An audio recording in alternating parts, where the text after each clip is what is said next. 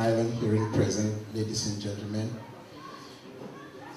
Thank you for the honor that you have bestowed on me today, and indeed for the kind introduction. I must say I'm most humbled.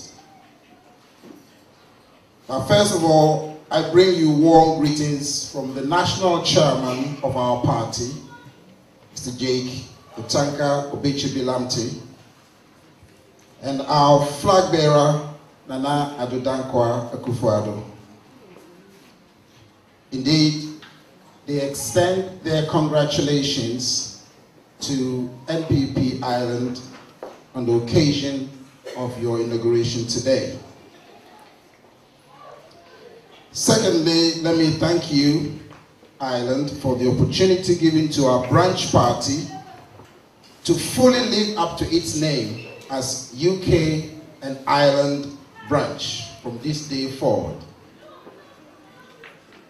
For years, this branch felt like the UK without the island, or without an Irish chapter, was a bit like the proverbial Africa without Madagascar. Today, we are the foothill of history.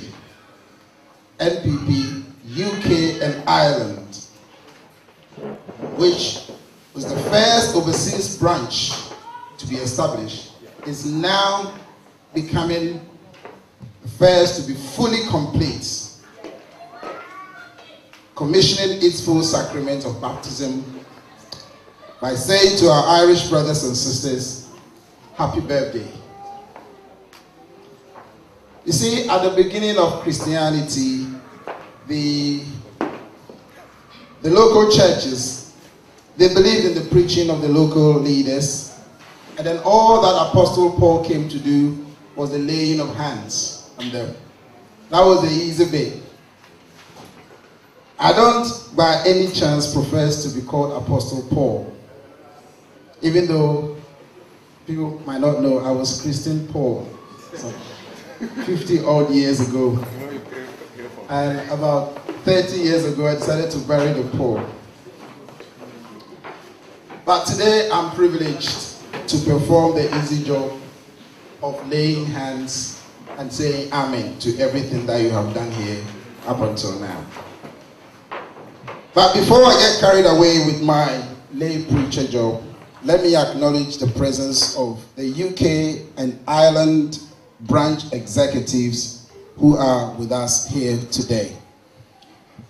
In the room at the present moment, we have Miss Veronica Hemming, who is the NPP UK and Ireland branch women's organizer.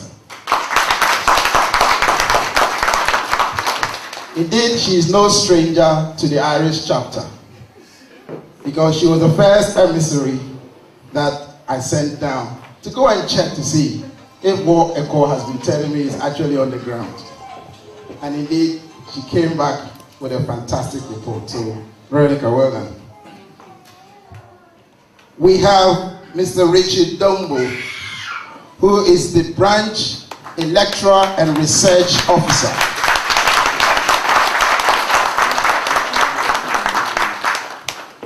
Indeed, he is the one who is really going to put back into the party the fact that NPP UK and Ireland is now fully complete.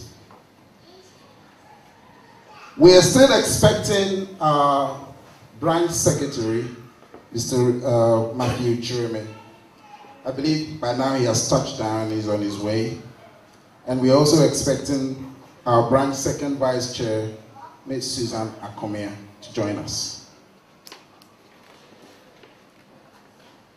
It has been a little over a year ago when I first saw a news item flashed on the Ghana web that said, NPP Ireland calling.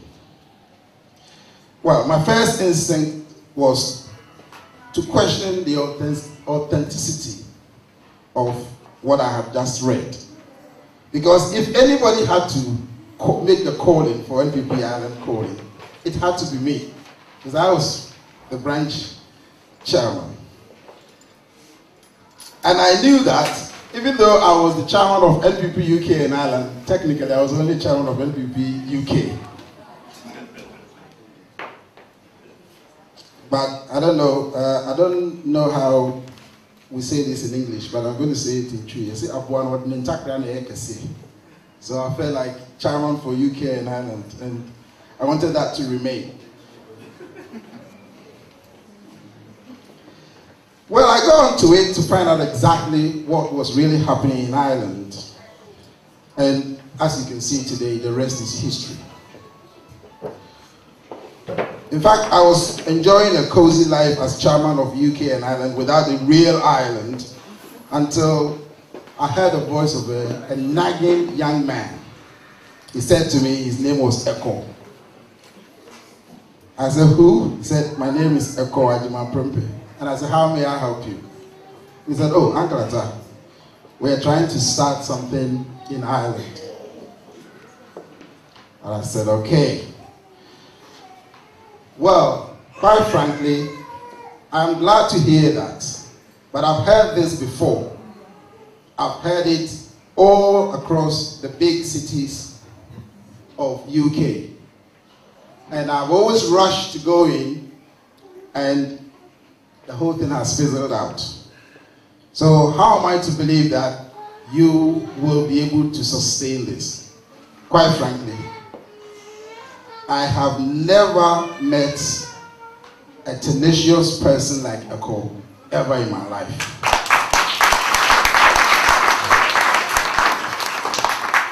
And I must admit, as nagging as he was, I got to like him.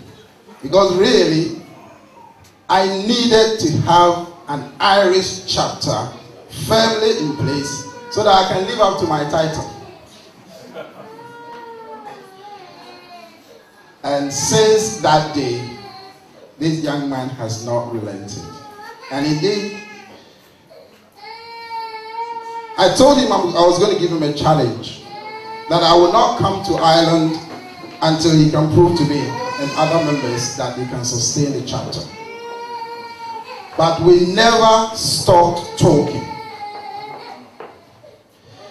I mean, at the point, I may have sounded a wee bit callous, but I was talking from history, as I said. Now, for a whole year, I just couldn't put my finger on what really drives this young man until I got here today. You see, when you see an iceberg, you're only looking at the tip, isn't it? The strength of the iceberg is really underneath the sea. And the depth of its strength, this chapter, has been the leadership. Indeed, when I got here, the effectiveness with which things had been organized, and I knew that that was the strength behind Eko's tenacity. So my big thanks to the entire leadership of the Irish chapter for being the driving force behind this branch, this chapter. Now, the manner in which the leadership have mastercrafted this branch all throughout this year has proved to me that all the leadership of the UK and Ireland branch, that you are well capable of standing on your own. And indeed, it gives me every conviction that Ireland chapter has come to stay for good.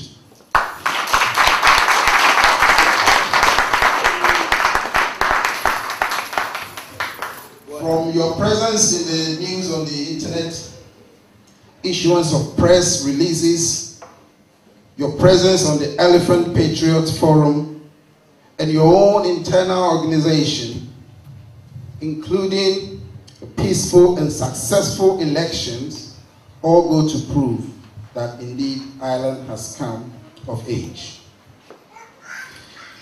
The theme for today was not chosen just for the sake of it. Political tolerance is very apt, and more so, its relevance to Ghana's infant democracy. But I will bring you home. Never mind Ghana's democracy, because the NDC really don't know where they're going with it. I'll bring it home to our own internal democracy, and especially in the context of the Irish chapter. It is important that we allow the culture of tolerance to permeate and coexist in our ranks. That is going to be the secret of our success. Because every thoroughbred Dankwa Dobo Bizia family member must understand competition and political tolerance. If you do not understand these tenets, then you're not fully at home. This is the moment when we must defeat divisiveness and dry up the web of selfishness that supports it. This is the moment where we must renew our resolve to use every ounce of our energy to help NPP regain power. We know the NDC is quaking, and they're quaking very, very fast. They cannot hold on to the social contract that they profess to make with the people of Ghana. In effect, they are translating this lack of performance into an act of desperation. And in doing that, they are defeating democracy. This is where they are good at. That is their strength when it comes to destroying democracy. They have resorted to the politics of insults. They're very good at that. Attacks. Machiavellian political analysis. That is what they are very, very strong at. And all is leading towards aiming to rig 2012 election. I'm sure you've all read in the news what happened in Atiwa. It's a clear example of what they intend to do in 2012. An election they know they cannot win, but will do everything or try everything to win at all costs. So Atiwa was a microcosm of 2012. And therefore, it behoves on us as a chapter to ensure that everything that we do must have one clear focus towards 2012. The words that we say in this room will be forgotten. By the end of the day, by tomorrow, it'll all be gone. But what we are able to do from today onwards, every seed that we will sow towards an NPP victory for 2012, that is what will be remembered and remembered forever. So, on behalf of NPP UK and Ireland, I hereby declare the Irish chapter